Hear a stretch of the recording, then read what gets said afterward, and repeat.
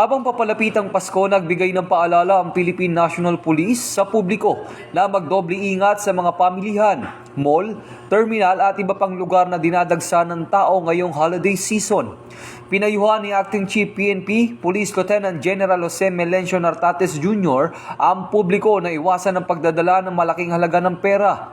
Gumamit ng digital payments, panatiliing nasa harapan ng bag at iwasang i-display ang mga mamahaling gamit. Paalala rin ang tamang paggamit ng Christmas lights upang maiwasan ang sunog. Para sa mga biyahero at motorista, tiyaking nakalakan sa sakyan at maging alerto sa detalye ng mga ride-hailing drivers.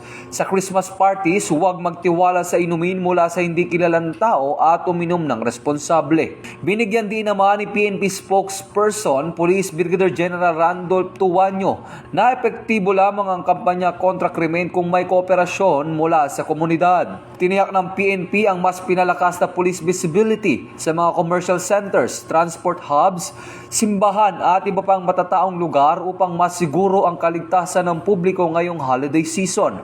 Ito ang bagong PNP para sa bagong Pilipinas, serbisyong mabilis, tapat at nararamdaman.